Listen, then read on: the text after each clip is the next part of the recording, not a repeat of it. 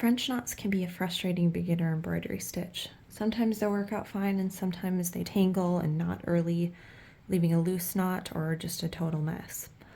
The key to a successful French knot every time is tension, and I'll show you what I mean here.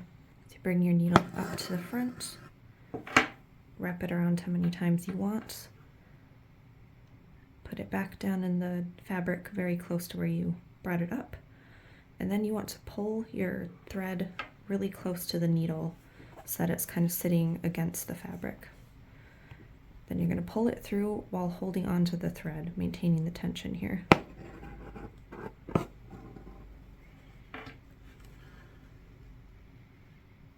I'll show you another way here if holding the thread doesn't work out great for you.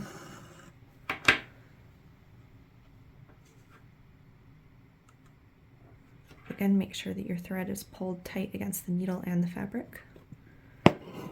Pull it through, and then instead you can just place one of your fingers gently against the fabric to pull it through, if that's a bit easier.